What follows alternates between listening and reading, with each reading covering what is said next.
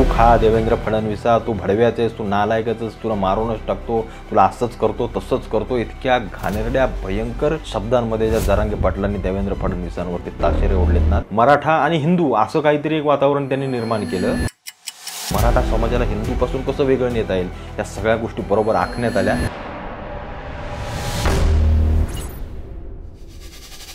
सगळं वाटोळ केलं आणि त्याच्यामुळे मराठा वंचित राहिला। याच्यापासून पुढे नक्की काय होईल आता पुढच्या येणाऱ्या काळामध्ये? जरांगे पाटील हे नाव महायुतीवाले विसरणार नाही। नमस्कार मित्रांनो, मी मराठी माणूस प्रदीप। आपली निवडणूक सगळी पाहिली। महायुती अगदी 231 जागा घेऊन आली। 230 जागा घेत असताना इकडे आघाडीचे तर अगदी 50-55च झाले। म्हणजे एकट्या शिंदेच्या जागा आहेत तेवढ्या अख्ख्या आघाडीच्या जागा आहेत। त्याच्यामुळे यांना तोंड दाखवायलाही जागा राहिली नाही आणि यांची ताकदी पूर्णपणे संपून गेली। आता हे काय 56-52 काय 55 जे कोण आलेत ते राहिलेत ना, त्यातले अर्धे 100% फोडून घेणार। यांना शिल्लक देखील ठेवणार नाहीत अशी काहीतरी परिस्थिती हे लोक निर्माण करणार। फक्त सत्ता स्थापनेच्या काही गोष्टी होऊ द्या। असोच या सगळ्या गोष्टी होत असताना जरांगे पाटील हे नाव महायुतीवाले विसरणार नाही। ते मी तुम्हाला मागेही म्हटलं होतं। अनेक 2-4 मी व्हिडिओ बनवल्या। अनेकांनी रोष व्यक्त केला मराठा समाजातील। अनेकांनी, मी देखील मराठा आहे, मला देखील आरक्षण हवं आहे, अनेकांनी मला समर्थन देखील केलं। पण ते गोष्टी योग्य होत्या, त्यातमध्ये काय असं काय चुकीचं उगाच वावगं नव्हतं जे काय बोलणं ते। जरांगे पाटलांचं आता पुढे काय? ज्या महायुतीला जरांगे पाटलांनी 1.5 वर्ष अगदी देवेंद्र फडणवीसांना गु खा देवेंद्र फडणवीसा, तू भडव्याचेस, तू नालायकच, तुला मारूनच टाकतो, तुला असंच करतो तसंच करतो, इतक्या घाणेरड्या भयंकर शब्दांमध्ये ज्या जरांगे पाटलांनी देवेंद्र फडणवीसांवरती ताशेरे ओढलेत ना, ते जरांगे पाटील येणाऱ्या काळामध्ये कसे पुढे राहत आहेत आणि कसे जात आहेत हे खरोखर प्रश्नचिन्ह आहे। कारण ज्या प्रकारची एक हाती ताकद महाराष्ट्राच्या सत्तेमध्ये या लोकांनी आणले ना, की जरांगे पाटलांची झोप उडवणारी, एवढं लक्षात ठेवा। कारण याच जरांगे पाटलांनी 1.5 वर्षापूर्वी ज्या जरांगे पाटलांना शरद पवारांनी उभं केलं समाजाच्या नेतृत्वासाठी, तेच जरांगे पाटील सुरुवातीच्या काळामध्ये मराठा समाजाला बऱ्यापैकी एकत्र ठेवण्यामध्ये आणि स्वतःवरचा विश्वास मिळवण्यामध्ये ते यशस्वी ठरलेत। जे काही लोकसभेला मराठ्यांचा रोष निघाला त्याच्या तोपर्यंत ते यशस्वी ठरले। पण जसं काही लोकसभा झाली आणि शरद पवारांनी पुढच्या येणाऱ्या इलेक्शनमध्ये त्यांची मनसुबे चालवायला सुरुवात केली आणि मराठा समाज आणि मुस्लिम समाज आणि दलित समाज हा हिंदू मराठा नाहीये, फक्त ही जात आहे। ते मराठ्यांना पण त्यांनी हिंदूंच्या विरोधात मराठा आणि हिंदू असं काहीतरी एक वातावरण त्यांनी निर्माण केलं आणि इकडे मुस्लिमांना बरोबर त्यांच्या सोबत आणून ठेवलं। ते राजरत्न आंबेडकर कोण आहेत, ते दलित समाजाचे कोणते, त्यांना आणून ठेवलं आणि या सगळ्यांची मोळी बांधायचं काम शरद पवार करत होते मराठ्यांच्या आरक्षणाच्या खाली। 1.5 वर्ष जो मराठा समाज तिथं गेला जरांगे पाटलांजवळ, अनेक ठिकाणी आंदोलनं केली, सभा केल्या, भाषणं केल्या, सगळ्या गोष्टी केल्या। तो समाज आरक्षण मिळावं म्हणून गेला होता। त्या समाजाला माहित नव्हतं की बाबा मागं काय चालू आहे। त्या समाजाला माहित नव्हतं की पवार साहेब या सगळ्या गोष्टी करतात।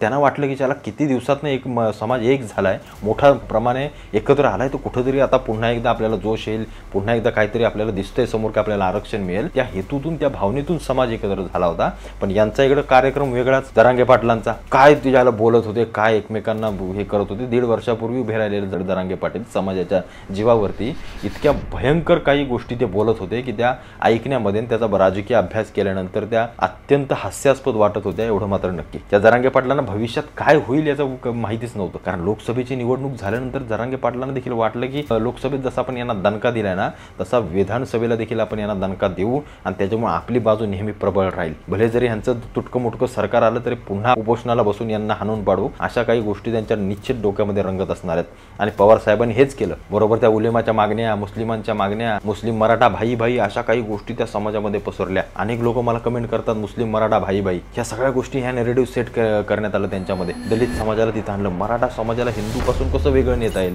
या सगळ्या गोष्टी बरोबर आखण्यात आल्या। पण त्या सगळे डाव उलटे पडले, सगळे डाव उलटे पडले। त्या जरांगे पाटलांनी जे काही केलं हे त्यांना देखील माहित नव्हतं की आपण काय करतोय। त्यांना एवढं माहिती होतं की आपण पवार साहेबांच्या सोबत बोलतोय, त्यांच्याविषयी आपल्याला करायचंय, ते आपल्याला साथ देतात आणि आपण त्यांच्या विरोधात लढतोय। आहेत आपले पवार साहेब मागे, काय कुठे जाणार नाहीत आपला। पण आज पवार साहेबांनी हातच काढून घेतला। आता ते हात ठेवून तरी करणार काय? कारण आता मराठा समाज पुन्हा एकत्र नाही होणार आहे, हे लक्षात घ्या।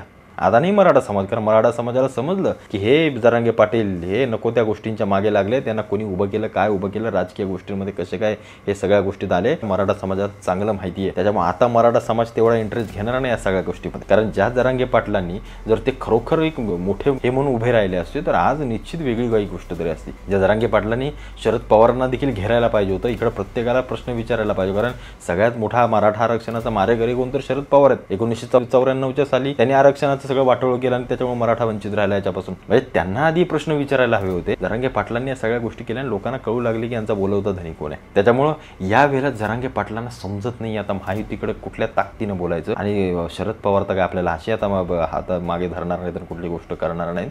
आणि समाज हे आपल्यावर रोष ठेवणे तो देखील आता जमेल की नाही सांगू शकत नाही. अशा वेळेला स्वतः मनोज जरांगे पाटील दुविधा मनस्थितीत आहेत. आता नक्की करायचं काय, आता पुढं नक्की काय होईल आता पुढच्या येणाऱ्या काळामध्ये. कारण महायुतीवाले हे ना खूप त्रास झालेला, त्याच्यामुळे हे काय ऐकून घेणार नाहीये. कारण याच महायुतीने देवेंद्र फडणवीसांनी मराठ्यांसाठी चांगली योजना आणल्यात. 10% राज्य सरकारच्या ह्याच्यातून आरक्षण दिलंय. अण्णासाहेब पाटील आर्थिक योजना असेल त्यातून सगळ्या गोष्टी करण्यासाठी मराठा समाजाला पुढाकार घेतलाय. जे काही पूर्वी यांच्या काळामध्ये नव्हतं शरद पवार आणि या बाकीच्यांच्या काळामध्ये, ते फक्त पानं पुसत होते तोंडाला बस. त्याच्यामुळे या वेळेला जरांगे पाटलांना याचा फटका बसेल, निश्चित बसेल.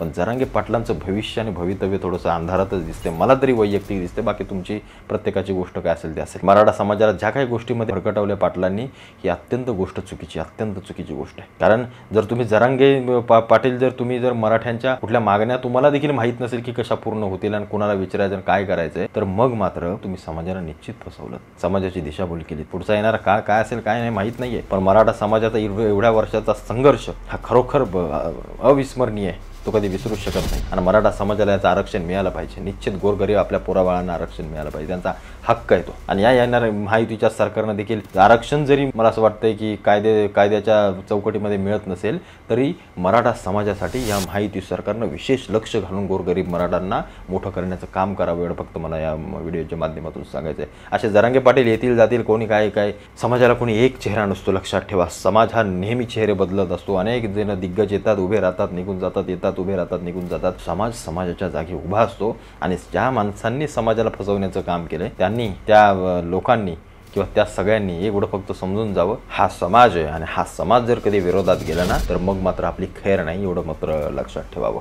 कारण जरांगे पाटलांनी जे काही केलं, इकडच्या तिकडच्या सांगण्यावरून काय जे काही त्यांनी केलं असेल ते निश्चित त्यांना तोंड भाजी पाडणार होतं, एवढं मात्र नक्की. आणि मराठा समाजाची दिशाभूल करणारं होतं. मराठा समाजाने इतर जातींमध्ये विष कालवणार होतं, जातींमध्ये भांडणं लावणार होतं आणि त्यातून अनेक जातीतली सामान्य लोक पिसून निघाले, तेवढं मात्र फक्त लक्षात ठेवा, प्रत्येकानं लक्षात ठेवा. आणि जर मराठ्यांना आरक्षण मिळत नसेल तर आरक्षण नावाची गोष्टच या समाजातून काढून टाका आणि खरोखर प्रत्येकाला आर्थिकदृष्ट्या आरक्षण कसं मिळेल याच्यासाठी सर्वांनी एकत्र या.